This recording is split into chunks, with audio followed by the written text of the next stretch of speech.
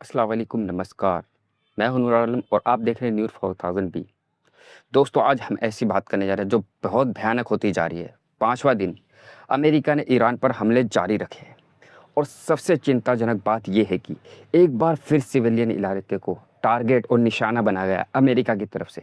मैंने कल भी कहा था कि अमेरिका जानबूझकर आम नागरिकों को मार रहा है, निशाना बना रहा है, स्कूलों पर, हॉस्पिटल पर, सिर्फ इसलिए ताकि युद्ध और भड़के और ईरान को गलत प्रतिक्रिया देने के लिए मजबूर कर दिया जाए।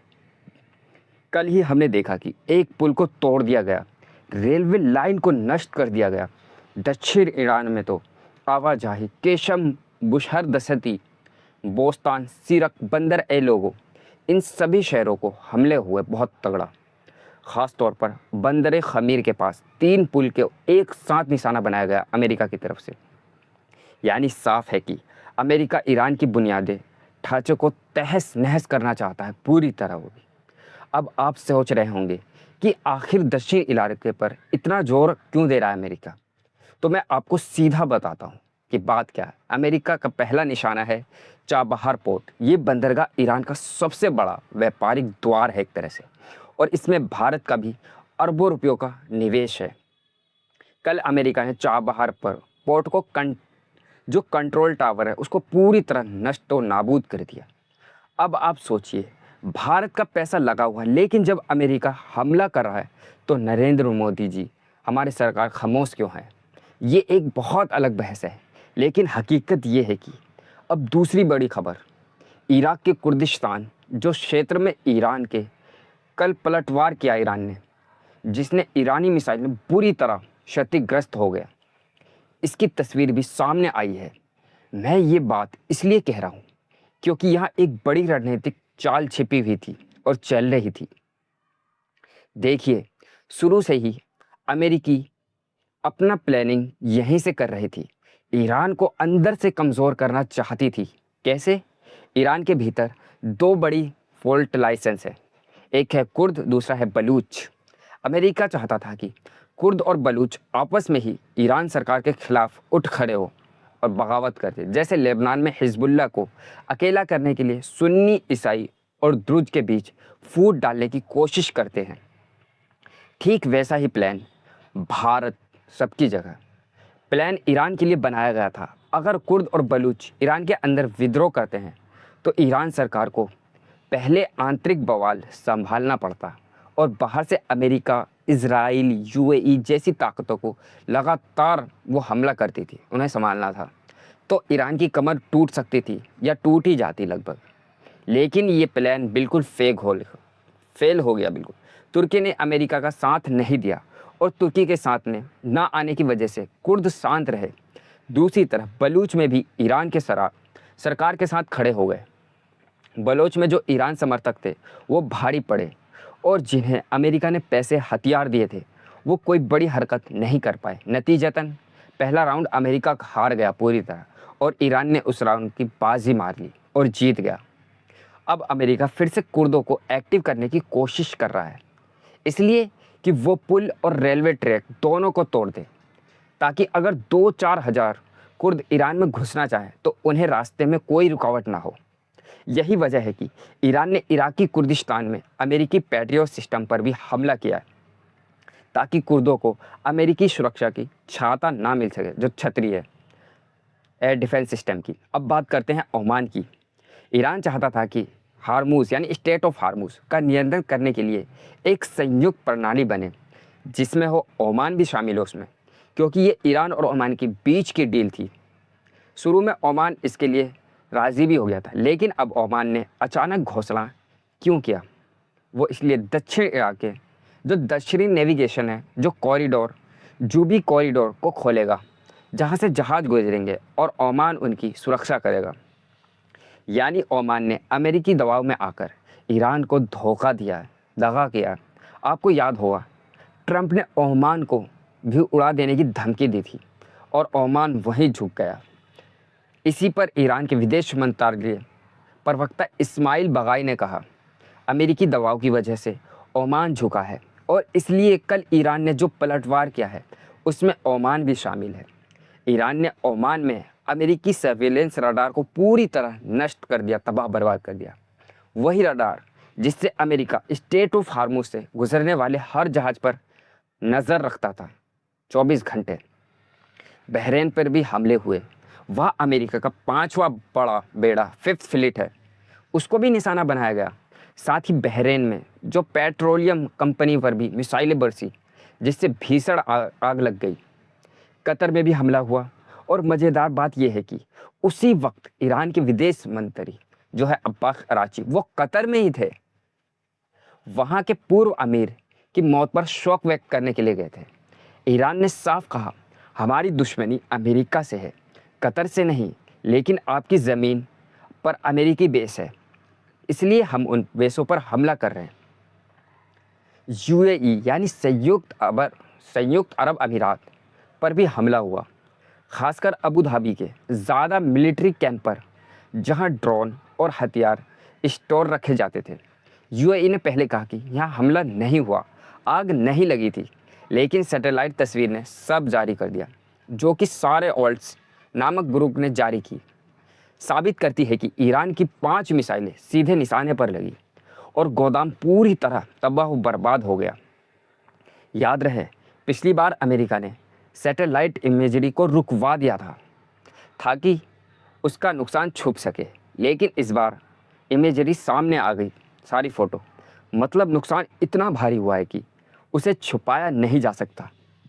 इसके अलावा कुवैत, जॉर्डन पर भी हमले हुए। जॉर्डन ने तो यहाँ तक झूठ बोला कि हमारे यहाँ कोई अमेरिकी बेस नहीं, जबकि सब जानते हैं कि वहाँ अमेरिकी सैन्य ठिकाने मौजूद है। और गौर करने वाली बात है दोस्तों, सऊदी अरेबिया पर भी अभी तक कोई हमला नहीं हुआ, क्योंकि वो पाकिस्तान के साफ कहा है कि सऊदी अरेबिया हमारी रेड लाइन है। पाकिस्तान ने कहा है ऐसा, अगर उस पर हमला हुआ तो हम उसे पाकिस्तान पर भी हमला मानना होगा। यानी अगर ईरान ने सऊदी पर हमला किया तो पाकिस्तान ईरान के बलोच इलाके पर हमला कर सकता है और फिर बहुत बड़ा युद्ध हो जाएगा। इसलिए ईरान ने सऊदी को बाहर रखा है, क्योंकि उसे अंदर सऊदी से कुछ समझौता चल रही है। ईरान और सऊदी के बीच कुछ तो हुआ है। ज़मीन का इस्तेमाल अमेरिका को नहीं करने दिया सऊदिया ने, चाहे बदले में ईरान में हमला नहीं करेगा। ये बात हुई है सऊदी और ईरान के बीच। लेकिन सबसे बड़ा सवाल यहाँ ये उठता है, इजराइल अब तक इस जंग से बाहर क्यों है? इजराइल ने तो ईरान पर सीधा हमला किया और ना ही उस पर कोई हमला हुआ, हालांकि वो पीछे से अमेरिका को सपोर्ट कर रहा है। लेकिन अगर ये जंग ऐसे ही चलती रही तो आने वाले 2 से 4 दिनों में इजराइल भी इसमें कूद सकता है, इस जंग में। या तो ईरान पहले इजराइल पर हमला करेगा या इजराइल ईरान पर कर सकता है। अब ये भी समझना ज़रूरी है कि ईरान का पलटवार इस बार थोड़ा हल्का क्यों लग रहा है। क्या वो कमज़ोर है? बिल्कुल नहीं। ईरान ने अपनी सारी ताकत, जो उसकी जितनी ताकत है, स्ट्रेट ऑफ हार्मुज़ को बंद रखने पर लगा दी है। सारी ताकत झोंक दी है उस तरफ। उसे इस बात की कोई फ़र्क नहीं पड़ता कि 2-4 पुल गिर जाए या सड़कें टूट जाए, उसकी नज़र सिर्फ स्ट्रेट ऑफ हार्मुज़ पर है। वहाँ से तेल का एक कतरा भी बाहर नहीं जाना चाहिए।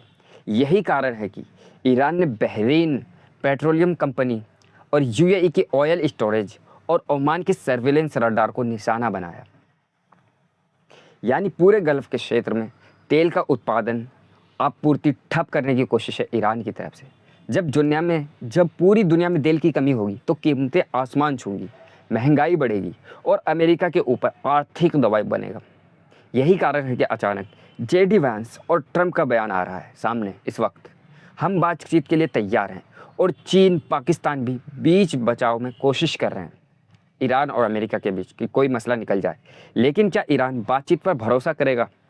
अमेरिका पहले ही 3 बार धोखा दे चुका है ईरान को। अब वो चौथी बार धोखा खाने के लिए तैयार नहीं है और वो इस बेवकूफ़ी में नहीं पड़ेगा ईरान। इधर इजराइल के राष्ट्रपति इसहाक हरजोग ने एक बड़ा बयान दिया है। उन्होंने कहा है कि गाजा में मारे गए लोगों को देखकर मेरा दिल टूट जाता है। जबकि यही हरजोग 2023 में कह रहा था कि पूरा फ़िलिस्तीन जिम्मेदार है, इसलिए हर फ़िलिस्तीन को मारना जायज़ है। अब वही इंसान आंसू बहा रहा है। साथ ही उन्होंने कहा है कि इजरायली सऊदी अरब के साथ रिश्ते नॉर्मलाइजेशन हो जाने चाहिए, बातचीत हो जानी चाहिए। ये खबर अल अरबिया में छपी है, जो सऊदी शासन के करीबी मानी जाती है। तो इसका मतलब है कि सऊदी अरब भी शायद इजराइल को मान्यता देने के लिए तैयार हो रहा है, और बदले में फ़िलिस्तीन पर कुछ दिखावटी रियायतें। अगर ऐसा हुआ तो मुस्लिम दुनिया में और विभाजन बढ़ेगा। दूसरी तरफ हूती विद्रोही जो ईरान के समर्थित हैं, उन्होंने चेतावनी दी है, अगर सऊदी ने उन पर हमला किया तो बाब अल मंदाब को बंद कर देंगे, ऐसा हूतियों ने कहा है। बाब अल मंदाब जो लाल सागर और हिंद महासागर को आपस में जोड़ता है, वहाँ से भी तेल और माल की ढुलाई होती है, आना जाना होता है, और वहाँ भी बंद हुआ तो तेल की कीमतें कब बैलिस्टिक मिसाइल की तरफ बढ़ेंगी। और सबसे बड़ी चिंता ईरान का परमाणु बम। टाइम्स ऑफ इंडिया और कई अन्य मीडिया के खबर सामने आई है कि ईरान इस लड़ाई के बीच चुपचाप अपना न्यूक्लियर कार्यक्रम तेज़ कर रहा है। माना जा रहा है कि उसे नॉर्थ कोरिया से तकनीक मिली है और वो 90% यूरेनियम एनरिच कर चुका है और करीब है उसके। अगर उसने बम बना लिया तो उसे घोषित कर दिया तो अमेरिका को पता चलेगा कि अब वो ईरान को ब्लैकमेल नहीं कर सकता, उस पर कोई भी हमला नहीं कर सकता, ना ही इजराइल करेगा हमला, क्योंकि जो परमाणु हथियार है उसके खिलाफ आखिरी दाव होगा। खुद ईरान के सर्वोच्च नेता खामनाई के तेवर बहुत सख्त हैं। खामनाई के तेवर वो समझते हैं कि पक्ष में ही नहीं है, लगता है, बल्कि वो जानते हैं कि जब तक परमाणु शक्ति नहीं होगी अमेरिका उन्हें सताता रहेगा। तो दोस्तों, फ़िलहाल हालत ये है कि स्ट्रेट ऑफ हार्मुज़ का व्यवहारिक रूप से बंद हो चुका है। अब मंदाब भी बंद होने की कगार पर है। पूरे मिडल ईस्ट गल्फ़ में मिसाइल की बरसात हो रही है। अमेरिकी बेस ध्वस्त हो रहे हैं, यानी बर्बाद हो रहे हैं, डिस्ट्रॉय हो रहे हैं, और ईरान परमाणु बम की तरफ से बढ़ रहा है बहुत तेज़ी से। युद्ध ख़त्म होने की कोई संकेत नहीं दिख रहे हैं इस टाइम, बल्कि ये और भी विकराल होने वाला है। आने वाले दिन शायद बहुत बड़ा धमाका हो सकता है, या तो बड़ी बातचीत या बड़ी तबाही। मैं आपको अपडेट देता रहूँगा। अपनी राय कमेंट्स बॉक्स में ज़रूर बताइए। चलिए मिलते हैं आपसे नेक्स्ट वीडियो में।